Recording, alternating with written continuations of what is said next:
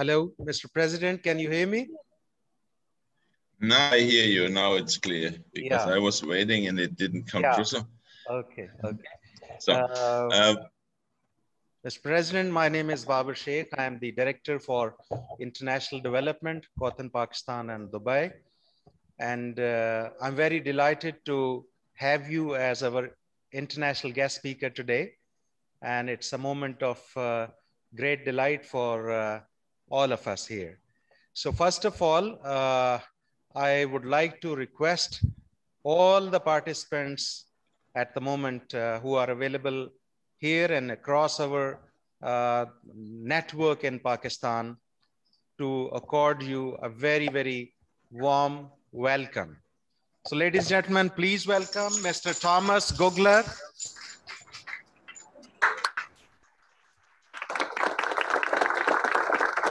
President World Chefs.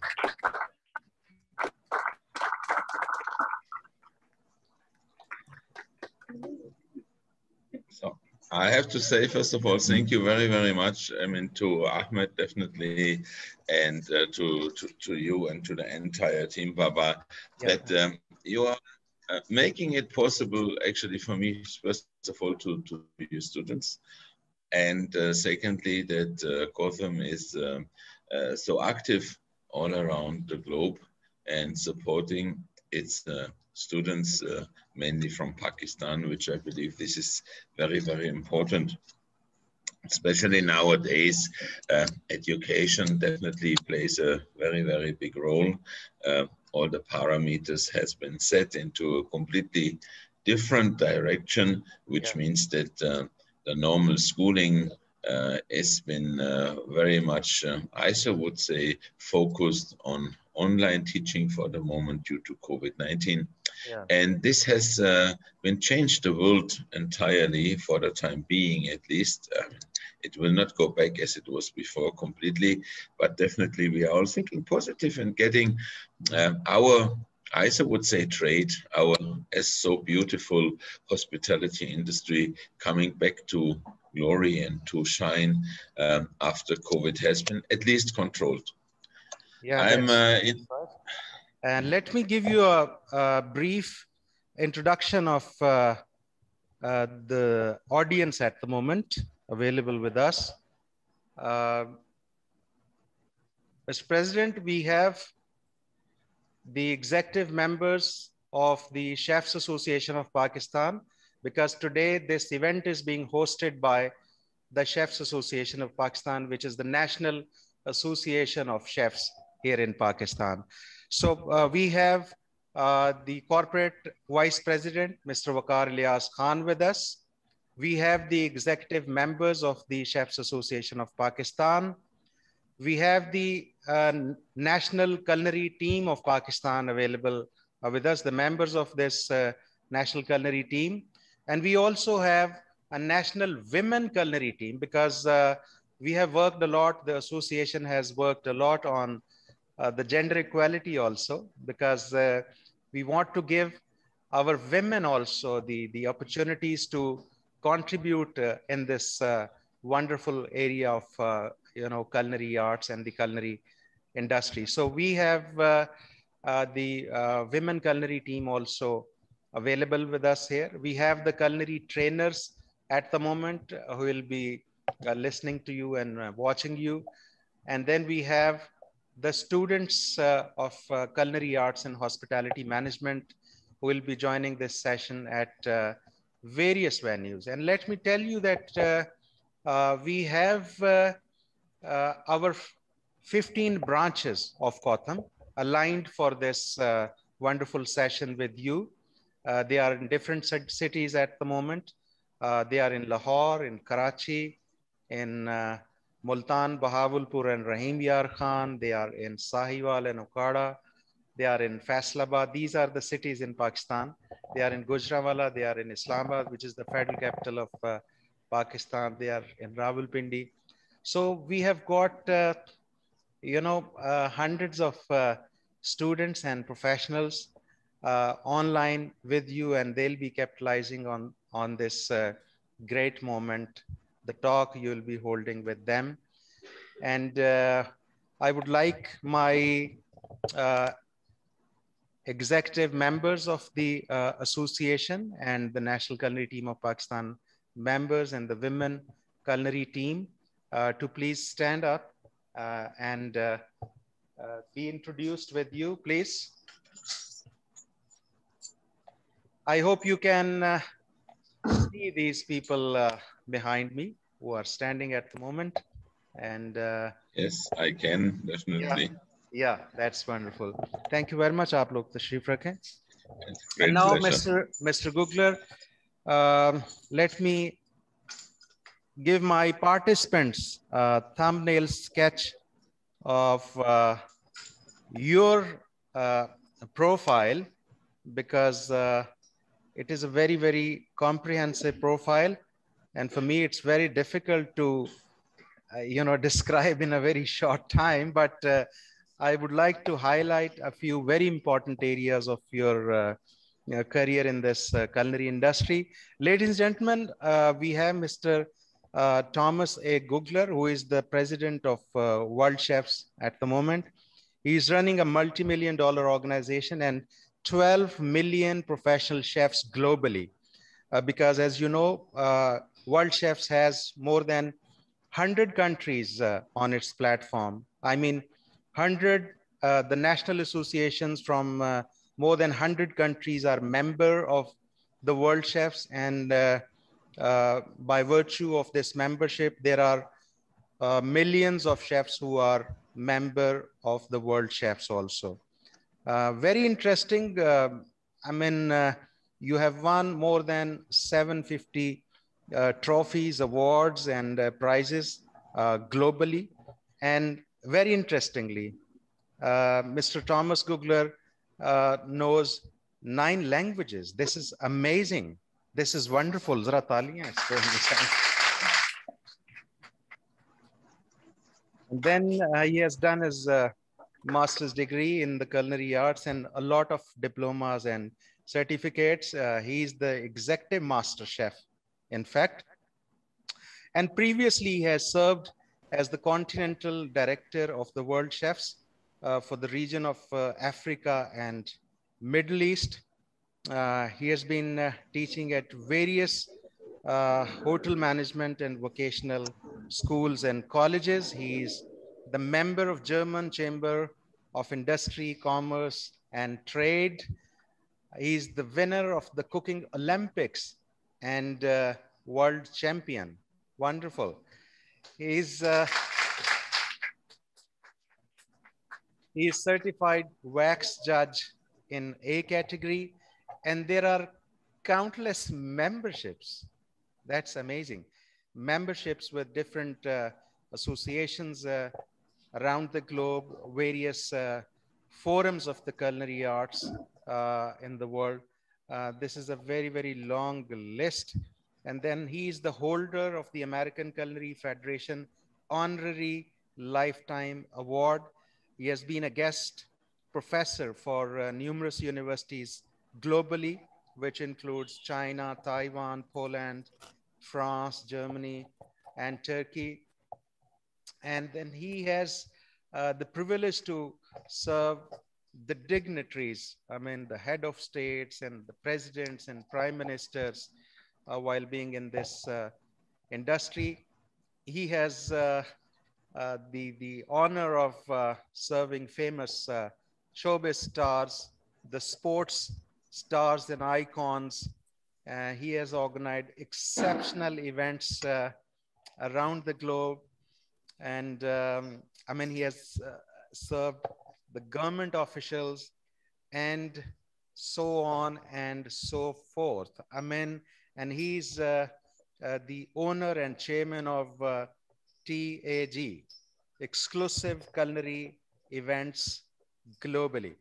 So ladies and gentlemen, this was a thumbnail sketch. Actually, there is a lot more that we can discuss about Mr. Gugler, but I tried to be precise as much as possible to give a brief introduction of Mr. Thomas Gugler. Mr. President, So let me give you, thank you. yeah, let me give you a very brief uh, uh, a, a brief about the Chefs Association of Pakistan and its activities. Chefs Association of Pakistan is working actively across Pakistan. It is engaged in national events, and it is also engaged in the international events. It usually participates in the international competitions also. So it keeps organizing various kind of competitions and events, which include the competitions of professional chefs and the students also.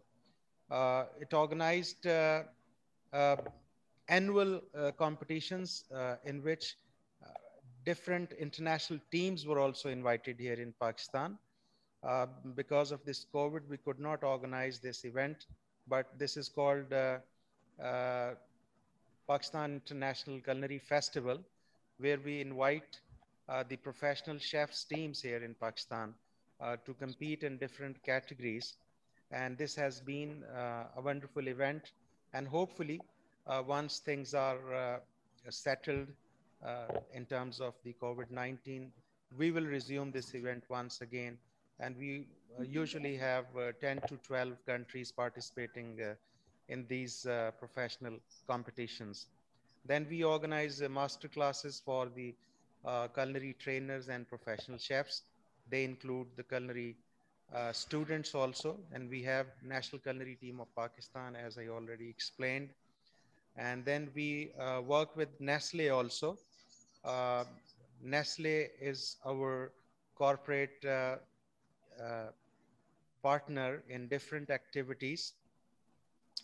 We worked on the food champ at a huge mall here, where a lot of professional chefs and students were engaged to participate in this event.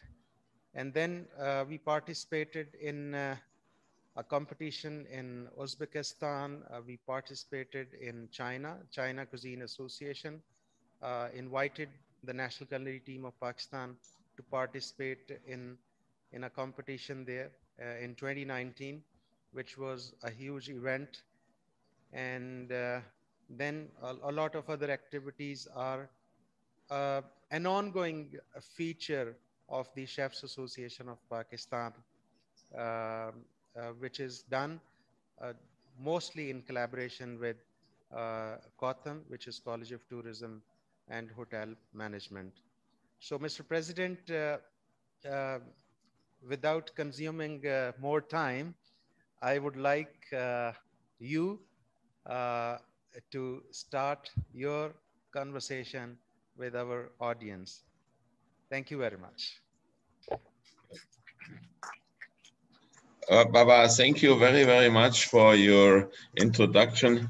I mean, it's very well done, and I believe it's really difficult to get the things all rolling together, as it's a kind of a write-up which is not so easy to comprehend in such a way. But you did fantastic, and I'm very, very thankful for that. Now, dear students, for me, definitely a very great pleasure being here online with you today and talking definitely about your future. That's the key element, as we always say. As you have been heard, I have been lived all around the world, and I traveled 189 countries, which basically is nearly all the world. It's just some very, very few countries missing, which you can count on two hands, which I believe is something which made me think a little bit different about the culinary field, about the direction of the world, and people who are actually the assets of the world. We, as human beings, as we all know, pretend to be and are called the most intelligent creatures on the world. But definitely, we also have a lot of mistakes and failures, which sometimes bring us in situations where one of them, for example, is ending up in COVID-19. For me, cooking is art. And cooking is my life. Not only cooking, in the hospitality industry in total. And I just can tell you, it is simply amazing, this field where you are working in. Due to these fast experiences I had all around the world, definitely I have to say, always open your mind. Be always ready for a challenge and take one thing out of all what you are working and directing it to, your career. Your career has to be based on several things, but make sure you don't judge according to a race, a belief, a gender, or definitely a color, because we are all born naked and we all go naked. And your key element should always be the world of hospitality and be a good human being. We as human beings have ignored signs of the nature for, I so would say, weeks, months, years, and decades, which COVID-19 shows us and showed us very clear. There is something bigger than us, which puts us into our, I so would say, limits.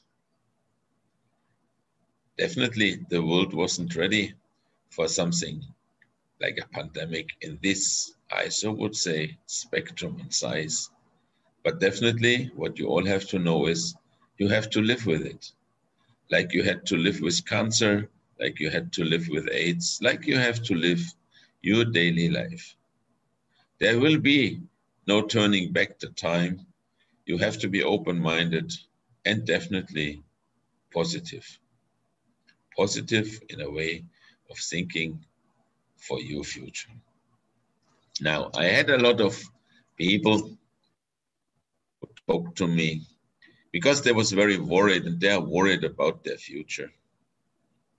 And I just can tell you one thing, and this is my personal view of the entire story. People will be always hungry. People always want to have food. And it will not be replaced by tablets and pills and whatever, because our human body definitely needs energy like a machine. If your car has no petrol, it doesn't run. And it's exactly the same with the human body. If you don't give it enough food, liquid, it won't run. At least it will not run well, and at the end it will fail. So always make sure that you treat your body as well very, very right. And think of the next, that you all have a vision and a mission.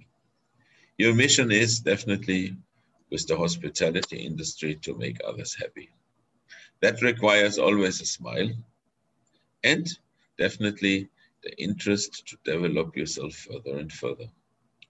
You have been signed on with COTHM, a very, very well reputed, I so would say, faculty system around Pakistan and around the world. Thank you to all the executive board, and a special thanks definitely goes to my personal friend, Ahmed Shafiq, who is a great believer in all of you, is a great believer in the organization. And I know you all together can make it happen. As well, Baba, thank you so much for taking these efforts and getting me on a Zoom call, that I have the opportunity to talk to these young, fantastic students. Now, how do you see your future? That's a very, very good question. And I believe for the time being, no one can answer that to 100%, because there are a lot of uncertain, I so would say, factors in the field and in the room, which can't be answered right now. But I'm just telling you one thing. You all dedicated and passionate to support the hospitality industry. That way, you are sitting in these classrooms and want to be professional culinarians. A personal advice for me, definitely, as I said before, I was traveling the world. I was a young chef going through all the spectrums of what you can dream of. I was doing spa hotels, I was doing fine dining, I was going into 5, 6, 7-star hotels, I was doing all-inclusive clubs, I was in the hospitality field of medicine, so I worked even in hospitals. It was the best hospital in the world, or at least a flagship of medicine. I opened it from scratch. I was in the airline industry, producing hundreds, thousands of meals a day. So basically, I went through all the segments of the industry. And I became a key element player of this field. And finally, I ended up becoming a World Chefs President, elected by all the countries around the world in majority, which means it's a position which you cannot buy, which you cannot actually get. You just have to be elected. It's like in a very, very big democracy where this kind of politics and I would so say direction has been set. World Chefs is an organization which is completely out of politics, because I believe we only should concentrate and focus on our chefs. And as I always say, the power of the white jacket. It's a big word, but this white jacket can open doors which sometimes keys, money, and any other thing can't open. Because food always goes through your heart and through your soul. And with good food, you make friends. And these friends definitely can support you. Talking about education. Education for me is the pillar of your future. It's the pillar of the next generations. And definitely not only that, education is the fundament of your success. It might be for you not always easy to sit in a classroom and listen to your teachers, because your mind sometimes is somewhere else. But I'm telling you, every opportunity you are missing puts you 2 steps backwards. You have, during your young age, a very great opportunity in learning. While you are in a university or in a school or wherever, you are allowed to make mistakes. You shouldn't, but you are allowed to, because that means schooling and learning. Hopefully, always learn out of these mistakes, because later on, when you go into the professional side of business, you will be measured on your achievements and not on your failures. Because if you do too many mistakes, you might run out of business very, very soon. As long as you're an employee and work for a big company, it's still a different ball game. But as soon as you run your own business, every mistake hurts your wallet and hurts your image. Don't think about the money, think about an image. And this image can make you shine or fail. So always try to achieve the best what you can. I know you are very young. I was a young boy. I was sitting once in schoolrooms and classrooms like you are sitting now. And sometimes you might think what these teachers are talking to me about. Why they are like this? They are like this because they are basing all their knowledge on experience. And this experience, what they have in knowledge, they want to give to you and to the next generation. As when I became a World Chefs President, I had a lot of visions, and I still have a lot of visions. I have been re-elected, it's my 2nd term. So if everything goes well, I'm running the organization 8 years, which is quite young, and I'm most probably the youngest president ever. But I think of something else. If you students, ladies and gentlemen, always assure that your positive energy is with you. The future will be yours. When I came into position, one of my dreams was definitely, because I seen a lot of competitions, I was the trainer of the German national cooking team. The team Germany was very successful. There was numerous times Olympic winner, world champion and whatever. And the key always was training, training, training, training.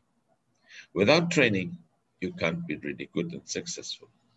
But I seen there was so many talents around the world, which when they went to a competition, they was always very chanceless because the way how they cooked was not appropriate to a competition style which was existing. But I said, their food tastes so good. It doesn't look like we expect that in a competition, but it tasted so good because they cooked the style which your parents, grandparents, great-grandparents, and past generations has worked on.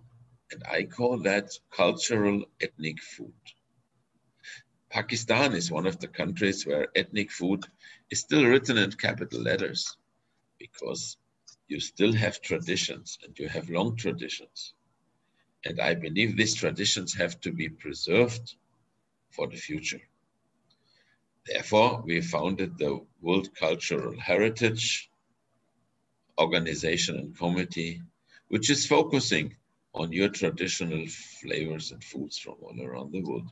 That people from countries which are not, I would say, too much industrialized, which are more unfortunate in terms of having sponsors and money, can participate in this kind of competition and achieve their glory in that what they know best, cooking on traditions and cooking as our grandparents and parents have been taught us and have been trained and have been actually feed you.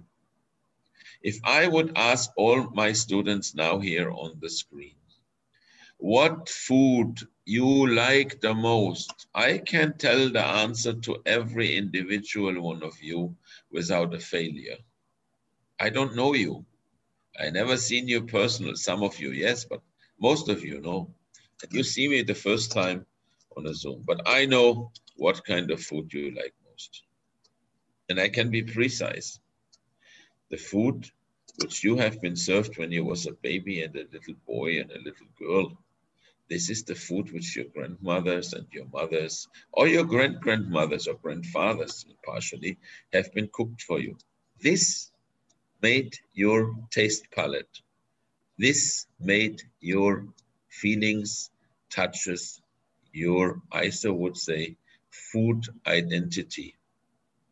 And this definitely was for sure the best food you ever had and you will ever had, because this is what made you what you are today. And believe me, it is not only talking about caviar, lobster, oysters, Wagyu and whatever. For me, food is what is the daily staples which you have on the table. That's for me real food. It might be fresh vegetables, it might be nice meat, it might be fish, it might be whatever. But always respect that. Now, coming to your future. Your future, as I said, is the education. Your future is your knowledge, and this will make you at the end successful. I can see the worries in your faces about how you develop yourself and what the future will bring. But I'm telling you, COVID-19 not only had bad things. For me, COVID-19 had also some advantages. You might say, this guy is crazy what he's talking about. No, I'm not, believe me. Because I seen when COVID started heavily and people wasn't allowed to move due to shutdowns, due to, I would say, being more or less isolated. I don't use the word locked up. The family stayed together again on a table and they started to talk, because this modern technology of TVs of mobile phones has been destroyed partially our intercommunication internally with the families, and the speed of development of technology has overrun us. You all have mobile phones. Some of you might have 2 or 3 even. And all 10 seconds or 20 seconds, you are on a phone and texting, messaging, sending photos and doing whatever. And this destabilizes our social integrity very heavily. I believe this is something which COVID told us. In industrial areas, not like in Pakistan, but in many, many countries around the world, father, mother was always working, so there was no time for cooking. And the children, this is what you are, young culinary students and the previous generations, only get fast food. And fast food is one of the killer of our industry. Definitely, it's also very helpful on the same side. But if you have time, try to make proper, nice food for you and your family, for your children, and for your parents and grandparents, because good food replaces a doctor, and good food definitely is one of the pillars which you have to always respect. Treat your body well. People started to communicate on the table like 100 years ago, and the social, I so would say, communications on the table has become much better. And I like that. And this is my thanks to COVID, that people started rethinking. And there was a way in going into new directions. We wouldn't sit today on a webinar talking with so many students if COVID wouldn't have happened. We all would meet physically, definitely, which would be much better. But imagine the time efforts you are taking. In a good year, I'm spending 220 days in an aircraft. I was in 1 year in 76 countries, sometimes numerous time in that country. Now imagine, you go 1 day, you stay 1 day, you go 1 back. Let's say by approximately 80. It's 240 days of a year you are occupied with traveling. And don't think that's always easy, because you see, wow, he can see everything. Yes, but sit 14 hours or 20 hours in an aircraft into one direction, changing the aircraft 2 times, and you do that every day, then you will see how you feel. Not everything which shines is gold. But for me, it's so important that I can reach the world, that I can reach young students like you. And this was made me to think to become a president, to give my knowledge to young and people who are really interested. Because at the end, we only live once. We all born naked and we go naked. And I see that this at the end will be not changing, despite whatever happens. The world has to go through several pandemics. One of them was the Spanish flu. Millions of people have been dying due to this in a time which was not so advanced like we are now. But I think we have to reconsider going a little bit back to our roots, going back to where we are coming from. We as human beings are born to live in harmony together. And all these wars and fights around the world has been put us in really severe troubles, and all for nothing. I personally don't understand why people have to fight for whatever reasons, because at the end, there will be never winners, because the loss of people, of animals, of land sites, of damage is so big, which can't actually compensate it with love and with whatever we believe in. So always think about this. Try to avoid conflicts and try to fight in a non-weapon and non-verbal way for a better world, because we are able to make the world a better place. Now, COTHM is for you the key element for your future. I have to go back to Ahmed Shafiq. I know him many, many years, and I see how much he has a dream in supporting Pakistan and supporting you, young people and students which are listening now. You are the assets in that field for Pakistan. And I believe Pakistan has a fantastic culture. It has a fantastic landscape and fantastic people. You just have to live in this spirit and definitely develop that and represent Pakistan all around the world. Later on, when you are graduated, you have a chance to do so. Travel the world. I lived in 13 countries, and as actually has been said before by Baba, yes, I speak 9 languages fluent. I speak more than 9 languages, but 9 languages, I speak them equivalent. If I would say my English is quite okay, then I speak 9 like I speak English. And English is not my mother tongue. But I always believed in one thing.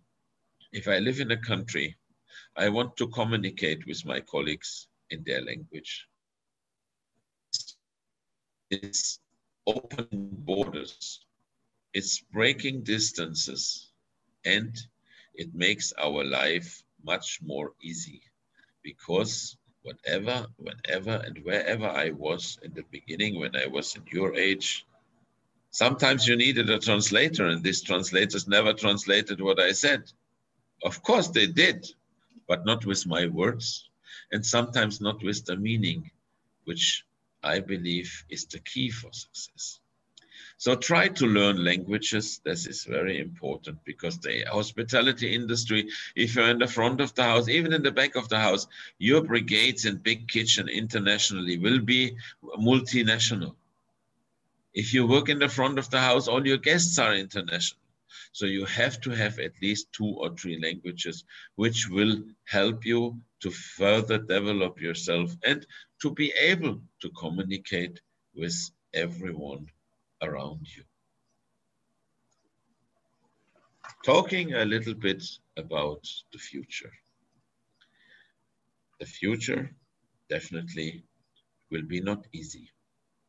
You are seeing this in the moment, as the world is very destabilized and unstable.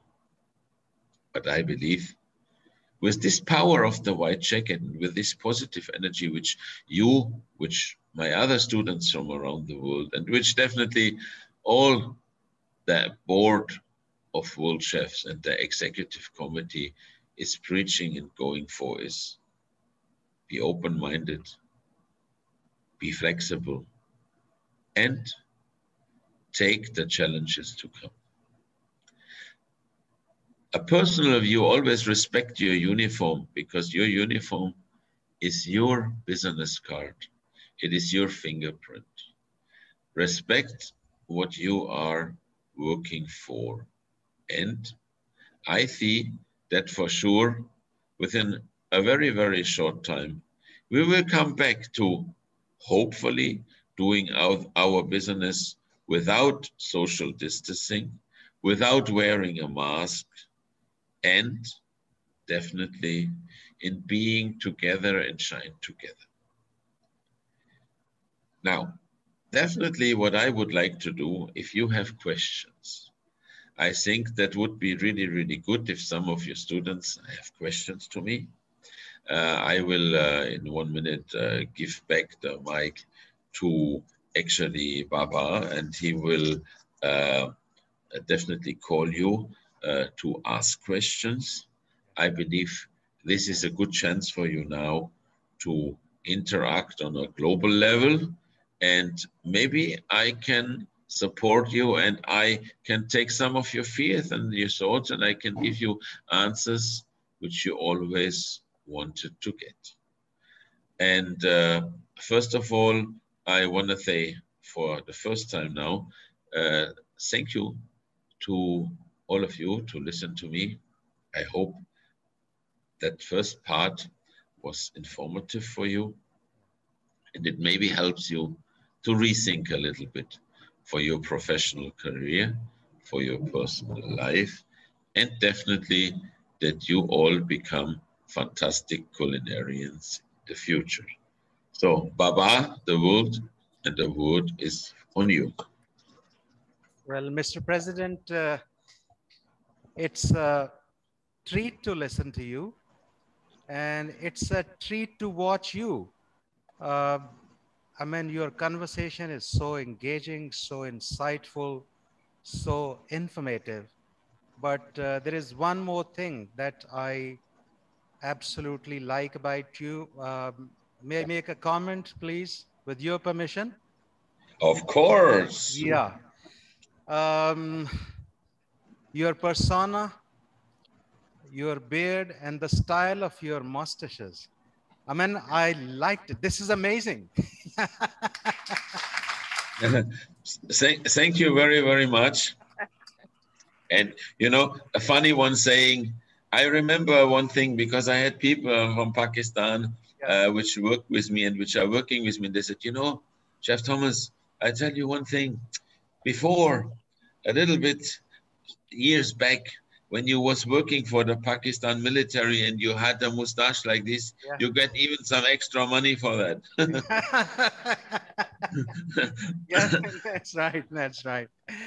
All right. Uh, I have a few questions Yes, on sure. behalf of these students. The students I have at the moment, many of them would like to be entrepreneurs in the coming days once they complete their education and training and get their qualifications from COTHM. Uh, they'll be launching their own businesses. They would like to be self-employed. They would like to be entrepreneurs. So you gather years of experience as an entrepreneur also, and you are running a huge business at the moment. And I would like to capitalize on this moment and would like to request you to share your thoughts as to how they can become successful entrepreneurs in this hospitality and culinary industry. Mr. Okay, President. now entrepreneur, that's first of all a very interesting word, because when I was a young boy, that was not even existing. Of course, it was existing, but it was not in our vocabulary. But some years ago, it started because people tried to be creative and people tried to do something out of, I would so say, intentions. Now, the most important thing, what I believe, whatever business you want to start, whatever business you are going to do, and where your feelings are going to, is that you do all with passion and dedication. Number one. Number two, you have to make always lists, positive, negative, which means can or cannot. And you have to be always on the positive side if you do the summary. Because if you're ending up negative on that, on your kind of checklist, you should leave the fingers off this business because you will only make a loss and this will bring you in trouble. Now, first of all, to be an entrepreneur means you are stepping into a field which is new for you, but which is actually based on your experiences. And what I want to say is always do at the best you know. Don't always think and do what you feel is what you wish to have. Go for the likenesses and the expectations of your clients, because this will be your key element of success. Ask people, male, female, different age segments, from child, young people, average age, medium age, to elderly people and old people, what they want to have. And then make your summary of which direction you want to go. Then don't put all your eggs in one basket. That can be also fatal. You know what I try to say with that? Always make sure you have an emergency exit strip. Because if you see you run into the wrong direction, don't continue running like a blind horse into that direction. Keep always an emergency door for you. Build it in your business. Make sure you are not struggling and you are not actually going into a kind of very severe hard times, up to ending into bankruptcy. And you've seen that in the media. Entrepreneurs going up to making suicide because of their business failed. Don't go into this. Ask support from, I would say, wise colleagues, and ask twice or thrice before you make a decision. Oversleep your decisions, and partially always also listen to your stomach, because a pure business decision has to be well balanced between your personal feelings, your knowledge, and your expectations. So whenever you try to make an entrepreneur business, which I believe many of you have a fantastic future within this, base it well and don't think too big in the beginning. Think in a scope which is handleable by you without many workforce. Workforce is money. Money means you have to work. As much more employees you have, as much more responsibility you have, as much more money you need, as much more insurance you need, and much more rent, as much more food cost because of the raw materials. So better make it step by step and grow the business than putting everything into a very big scale and failing afterwards. Okay? Yeah, that's right. That would be my advice to you. Wonderful, wonderful. One more question, because I have a lot of questions for you. I can imagine. Yeah. Okay. Mr. President, as you have seen through your career, that there has been a lot of technological advancement in the world. And similarly, in the culinary world also, you have got a lot of new technology in the kitchens. I would like to mention here the Rational oven, which is an amazing equipment. It's a German equipment, as you know, and this has absolutely transformed the way you cook various things. So my question is, how has the advancement in technology impacted the production, the production process, the quality of food, and the productivity of human resource in kitchens? Okay, coming to this point, Baba, now I want to say something which the industry will hate me for. For me, a good chef needs some fire, some open fire, and he has to be able to cook something in perfection. And that was the way how cooking started. I believe if a cook is able to do that, then for me, he is a cook. Okay. And then I would also rate him as a chef. That's number one. Number two, now the industry will love me for. Definitely, this modern technology eased our life immense, because it's so much time saving. It requires basically, if you talk about a Russian, let's say it's a rational, it has a integrated brain. And this brain definitely has been not grown themselves. It has been programmed by food specialists and by technical specialists. So that means even if you don't know anything about cooking, if you can read, I mean, basically you had to go to school before to read, then with this modern technology, it's, as we say in German, being hard, it's idiot safe, because everything is there. You just press a button and it works. This is the belief of people, but it's not really like that. Because I have the most modern technology in my kitchens. I have the most modern rational oven, for example. Yeah. I get them always for my training kitchens. And the interesting thing is I'm doing a lot of things manual, and the people coming to me and they say, but you have the, I said, no, no, no, no. I know this machine inside, outside since it was born. Yeah. So I can do things sometimes which is amazing due to my experience I have. Coming back again to the fire.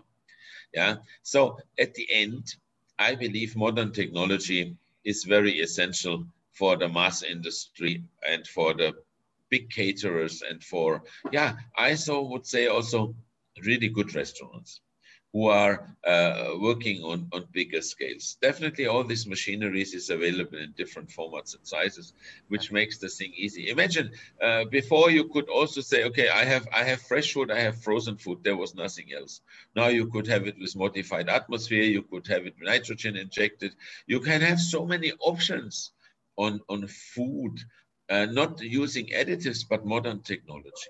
Of course, we talked about slow cooking. We talk about, I would so say, tools, which helps us to save a lot of time. Now, for me, coming back to that, as you said, Baba, I believe, and this is what you students have to 100% understand and fully comply with.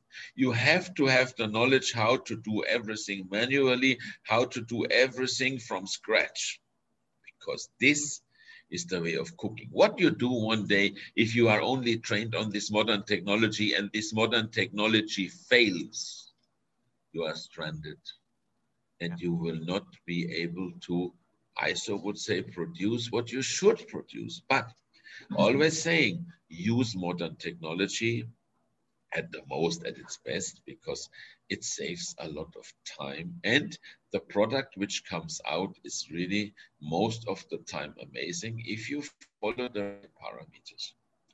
Also, a little bit worry at the same time is definitely this modern technology is cutting off workspaces, because if you are fully, I so would say, computerized, like we work partially in the airline industry. I mean, you could have machines which doing for you the omelets. I mean, I had people who were fully trained who could make an individual chef 600 omelets an hour, one. And that's ISO would call a omelet superstar hero, well-trained egg maker. Yeah. And the omelets was like from a machine, because he knew his trade from the beginning to the end perfectly. Definitely, if I would take a machine, it could make maybe 2,000, 3,000, or 5,000 omelets. But I think the nostalgia and the flair of this omelet is always different than the handmade one. So we have to always think what we need. But I'm just telling you, if you are able to cook on open fire, you should be able to use modern technology. Modern technology is your future and is the future, but never forget the pillars where you're coming from, okay?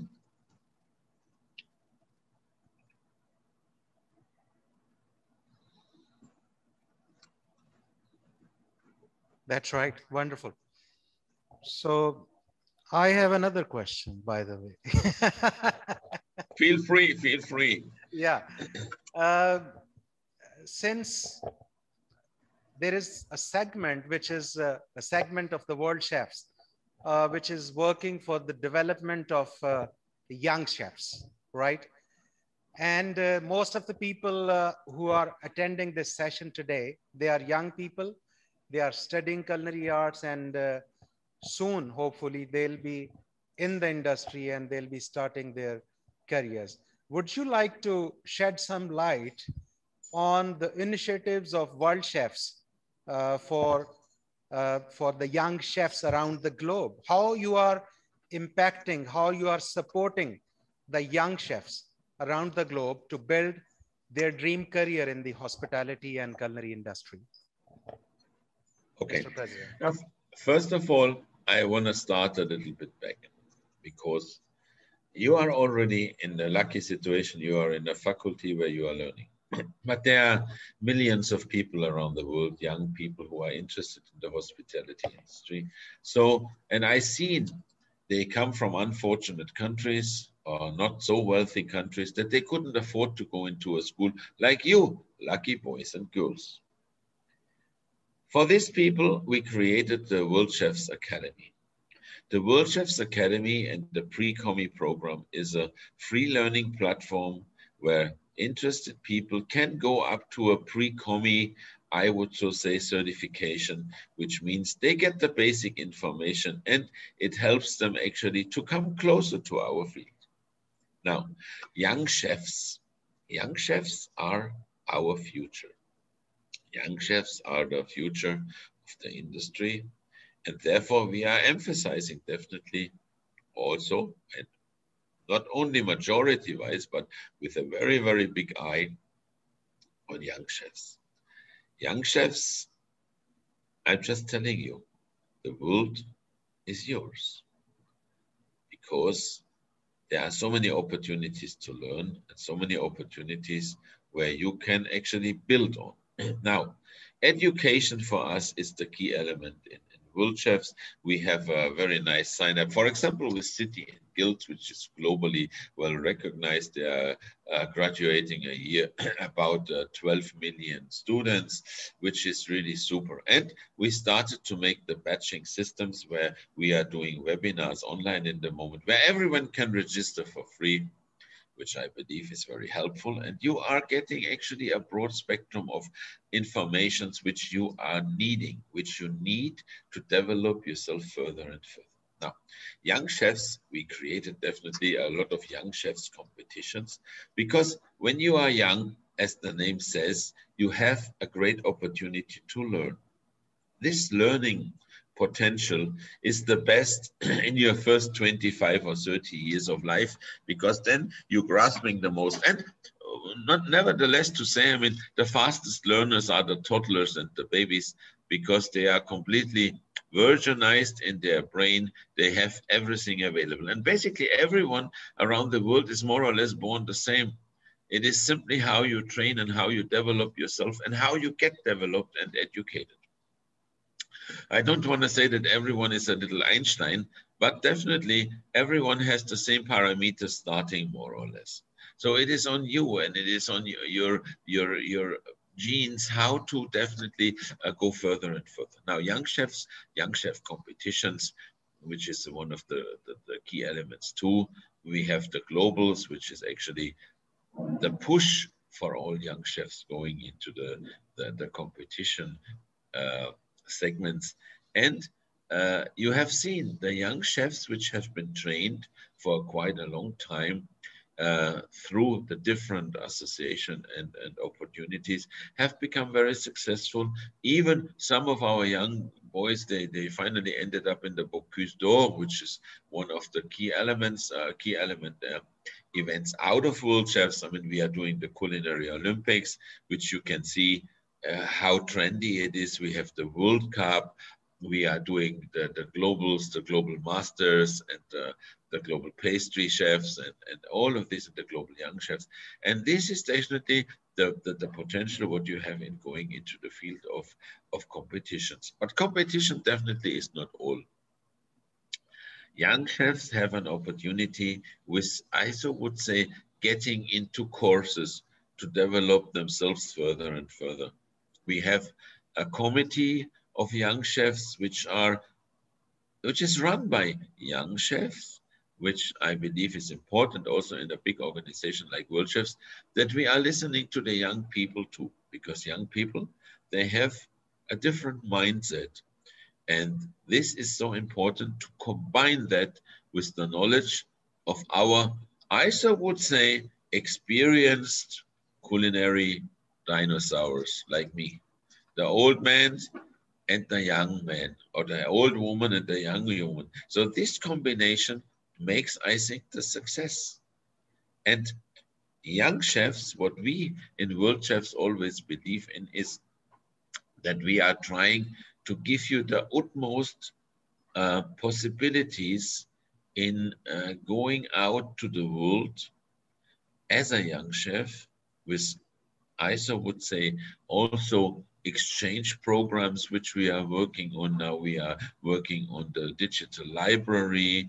where you can definitely later on download millions of recipes, because what I have seen is important for you, young people. Don't only go to the internet and just think, oh, I see that, I can do that. No, you still have to practice it, because it is not only, sorry, seeing something virtually. You have to work as a hand-on, and you have to develop that. World Chefs is there for you. World Chefs will always support you. And definitely, automatically, when you are in the National Association of, for example, Pakistan, COTHM, you are automatically a member of World Chefs, which entitles you to a lot of benefits. You can go to the website, have a chance, go to worldchefs.org and see what all is possible. Because there definitely are the guidelines out of your faculty where the future will be and where you will be going in the future. Okay? Yeah.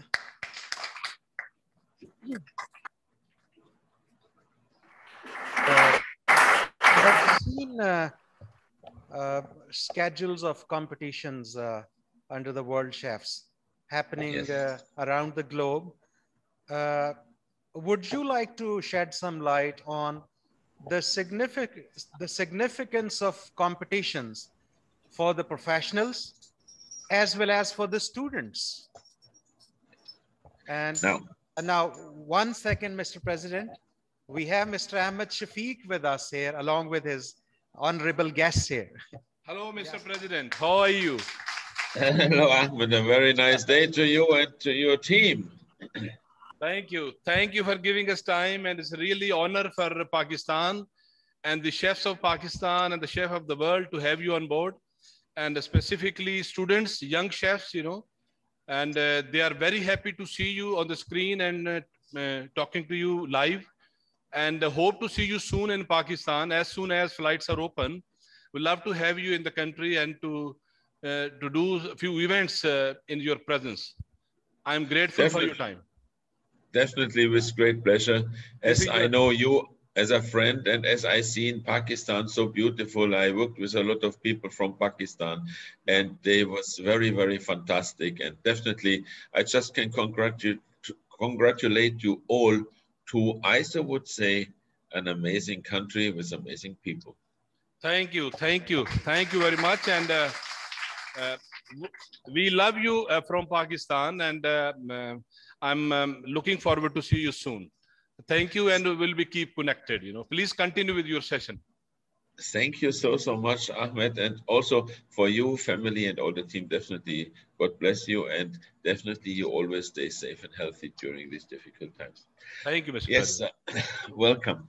Yeah, competitions. It's a very, very big thing, you know, because when I was a young boy, I started actually, my first competition I did 1982, which changed my life, which I followed. I mean, I got more than 750 awards and a token of appreciation, what we say. By it, I think it's about 1,500 at the end or whatever. It's a really big amount. And if you see my rooms and my halls, they are completely full with token of appreciations and whatever from all around the globe. It's crazy. But competitions will change your life definitely. Why a competition is important? Because you learn how to work under pressure. You learn how to work precise. You learn how to actually showcase what is your ability. And additionally to this, definitely, it gives you a kind of an adrenaline kick, which actually is the motivation for your future achievements.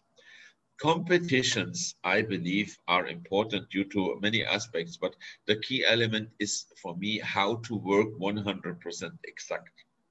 You learn how to work in the most latest working techniques and how to apply them in a perfect way. Because a competition, there is no space for error. Especially when you are in as an individual, definitely it's your learning. I would say step into the culinary competitions. As an individual competitor, you have all the opportunities. The cost is not so much. I mean, this is all bearable by yourself, and you don't need sponsors for all of this. But this is the learning platform, and you need good teachers, you need good coaches, because if you are just going there alone without the right guidance, you will never be successful. You will lose the interest and you will say, what the shit is this? Saying it very rude, because you will lose all your motivation. So you need people who support you, who help you to be always on a top motivated style. And then you might go into a team. You will go first with teams which are on a regional area or which in a local area, then you go into the regional teams. And then, of course, the air gets already a little bit thinner. And as much higher you go, as much more hard it will be with trainings. If you see a national team, a good national team, a successful national team, Olympic winner, world champion, whatever, they are training a lot. And I mean, they're spending a hell of money. You need big sponsors to do that, but that makes the masters of the trade. And this knowledge, if later on you are opening your own businesses, I believe are very, very essential and very helpful, because this kind of perfectionism which you learn will make you a master of a trade, and it will show the people that with this experience you had, you start to be successful. What I don't like, and I'm telling you this also very frankly, and it's a very good opportunity to say that, you see in the net sometimes these people getting this kind of trophies or this kind of certificates, and they having certificates which are not really, they are value zero, and they are just written on a piece of paper, which I would believe, saying that in a very harsh way, it should be better used as toilet paper than to post it on the internet. Because I believe a real certificate has to be earned. Definitely there are some certificates which you get as an honorary member, but many of them are fakes. You have to be very alert that you are not going to be trapped in something like this. There are a lot of not real associations on the globe which pretend to be, but if you see, they are simply mailbox companies. They are taking money from you, and at the end, the outcome and the value, what you get from this is zero. And it might be only a loss of money. So when you go personally to a competition, I believe this is the right way how to achieve something and how to be really having something valuable for your professional career at the end. And coming into this, I mean, if you say I'm a master chef, what makes you a master chef? And I'm seeing so many master chefs around the world, which 90% of them, and I'm saying that very harsh, are not master chefs. They're not even a master. But they believe on a certain age and a certain things they can do, they are master chefs. A master means they are graduated, educated, going through a kind of a system, like in a university or a school, like in Europe. You make that in a short term or a long term. It costs you big money, but you have to go to a professional exam, theoretically and practically. That's a master chef. And it's not because I'm 40 years old, I'm a master chef. So don't get blindfolded with these things. Always go for the right path. Don't try to fake on that, because sooner or later this will come out. And I had a lot of certificates which coming on my table. I'm getting sometimes a day 400, 500 CVs. I'm getting so many mails. I mean, thousands of mails a day. And when I see these kind of certifications which some of the people provide, I'm just smiling myself. I'm laughing. I said, you see, shamefully to say, their values is nothing. And people have been really, I so would say, yeah, not faked on, but have been not really taken attention.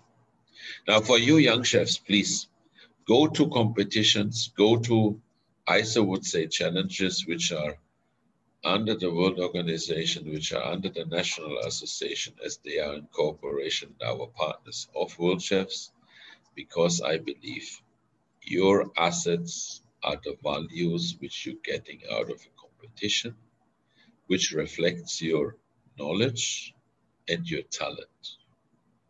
And I'm wishing all of you for your competitions, wherever you participate, the best of luck, and also that this kind of events will be the milestones of your achievements for the future. That's wonderful. I would like to briefly talk about the noble cause of the World Chefs. As you see, on the professional development side, World Chefs is contributing immensely worldwide. But one very important initiative which was taken by the World Chefs was to feed the people who don't have access to food actually. So there was a drive to eliminate hunger from the globe. So it was a very wonderful initiative by the World Chefs, and I think it is an ongoing initiative of the World Chefs.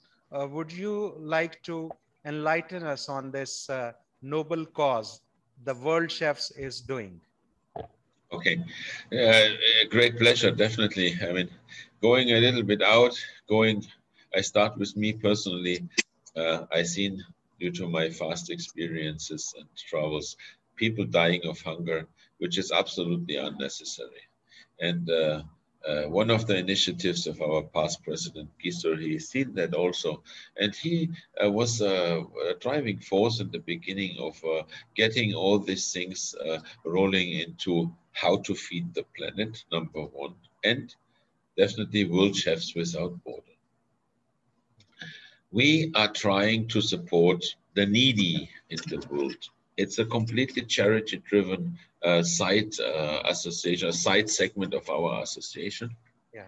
It has its own parameters, and we are always looking where our ISO would say it could be a natural catastrophe or disasters like an earthquake, like a tsunami, like so many landslides or whatever. And we try to help people there, number one, with different kind of activities. Definitely we're collecting money for them and we are giving it to them. We are not keeping we keep nothing, not 1%. We are keeping for ourselves because we believe everything which comes in has to be given to the people. Number two, we have task force teams which are going into these regions, which actually are physically hands-on. I mean, I was myself in several events which we were doing. At the end, we did also some charity events. The last big event, what we did shortly before COVID destabilized our, I would say, world quite heavily. I was in America, and you wouldn't believe, I mean, coming into America, regardless what everyone thinks, the most democratic country in the world, and one of these countries, how many people are dying there and starving there of hunger. It's really crazy. And you see the country with the unlimited possibilities, as it was always called, but definitely there are so many weaknesses in a kind of a structure like this, and maybe misled by a lot of politicians and whatever, which screwed up a lot of the directions. But I believe this is so important. And you see, if you go to areas where people really can't afford to have water, they are going 200 kilometers sometimes for a water well, and sometimes they are going by foot 40 kilometers, 35 kilometers for water trekking, and taking then these water barrels behind them because there is nothing. I've seen people, they were nearly dying because of undernourishment, and I see people dying, which I think is really a shame. We in the world and our resources are definitely not indefinite, but if we would respect our food and our raw materials properly without throwing so much, in average, believe it or not, in average, a normal human being is throwing 80 kg of edible food a year per person. Now imagine if you have 2 billion people, just to throw a figure, 2 billion people by 80 kilo. It's crazy. It's crazy where we as human beings are standing. What is wrong with us, with our thinking? Because all the previous generations, if you see who went through wars, they ate everything. And my grandfather, they experienced 2 world wars. And they was respecting every crumb of bread because they was suffering for years and not having food. And we, as sorry to say that, as stupid as we are as human beings, in this case, we are not seeing that how much really valuable resources and food we are throwing, which is good for human consumption. So it's exactly the same.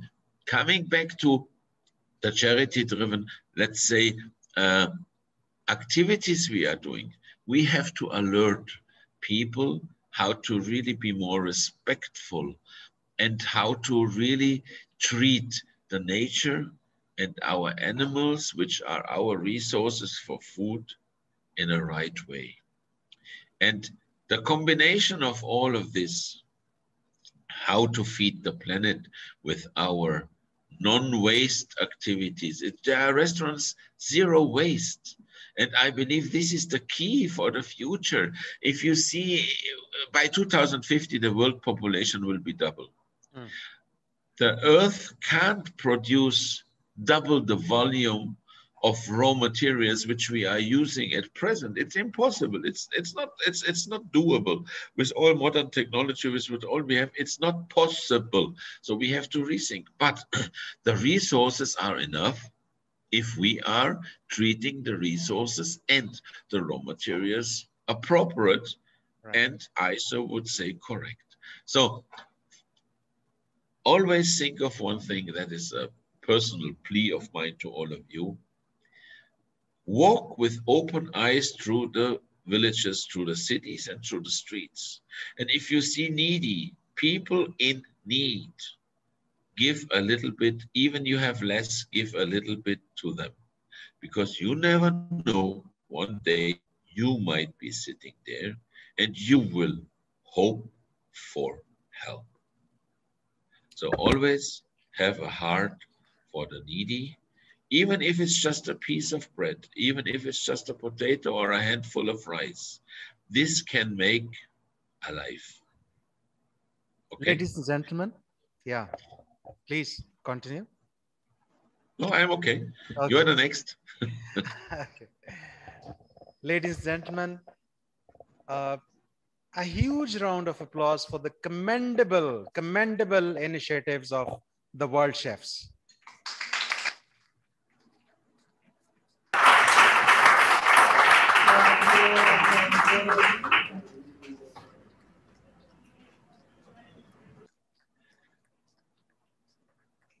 And I'm sure the world chefs will continue to contribute in the same way in the future too. Now, as Mr. Ahmed Shafiq said, we would like to have you in Pakistan in person and would like to have live sessions with you. I mean, you being here in front of us and talking to our professional chefs, our culinary trainers, our students of culinary and hospitality management. And I'm sure things are going to be okay very soon for traveling. And hopefully, as Ahmed Shafiq has already said, he has invited you to Pakistan. And I'm sure the time is not far away. And on behalf of the Chefs Association of Pakistan and College of Tourism and Hotel Management, the chefs here who are across the network at the moment available, listening to you and watching you, the students who are with us personally here, or maybe they are online with us on Facebook also. I would like to thank you from the core of my heart for sparing so much of your precious, so much of your valuable time being with us online and sharing the crux of your whole life with these young people. And I think a huge round of applause for the knowledge sharing that has been done. And Mr. President, I always try, I want to hug you. How can I do that? Can we have a virtual hug? Of course, we're just doing that, you see. Yeah. But that's possible, sure. Yeah, sure. So thank you very much once again, and hope to see you very soon again, but in Pakistan. And thank you so much, Baba, for your heartwarming words. And definitely, I will come to Pakistan, that's for sure. I will be with you, and I'm always definitely there for all of your students, because I believe we as the World Chefs are the biggest family in the world, with these millions of chefs associated to us. Yeah. At the same time, definitely, I believe it will be a fantastic time in Pakistan. Yeah. And I'm really looking forward to do that. Definitely, we can do some very nice tutorial lessons. We can do some master classes. Yeah. I'm ready to do all of this for sure, because I know people are really keen of this. I do a lot of this kind of activities, as you all know. And I want to do this kind of activities hands-on. That means the students which are in my classes, they're always working with me. It is not just showing them, it is a kind of a life and living experience which they will go through when we are doing that. Because this is the way how I believe teaching in that level has to be done. Yeah. And additionally, I want to say, I believe that COTHM, that you, Ahmed, the entire executive board and the organization of COTHM is doing a fantastic job. I see 15 locations now, which I believe it's a stunning achievement, and it shows the dedication and the motivation and definitely the hard blood, which has to be put into the organization and into the philosophy behind everything. You in Pakistan, please all stay very safe, stay healthy. As I said, believe in the power of the white jacket and always think positive. Where is a will, there is a way. And I believe we, as the persons and people who are wearing the white jackets, will find the right way how to come out of this COVID-19 pandemic situation stronger, better, and I would just say more modern. So coming to an end, I'm wishing you not only a great, healthy and happy day, a great future to all of you. Thank you.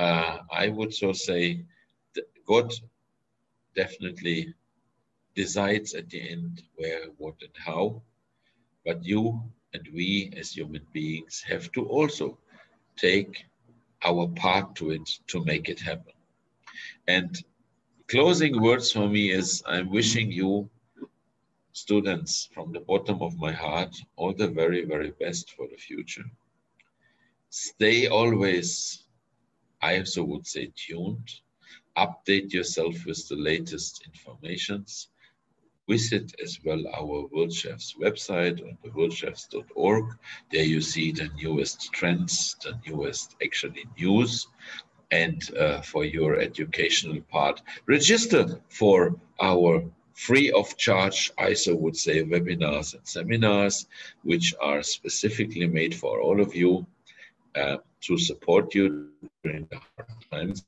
And at the same time, I wish you a great future. I want to see you on the big platform of the hospitality industry and competitions around the world very soon as we can travel. And God bless you all, love you all, and a big virtual hug and kiss to all of you. Yeah. Bye,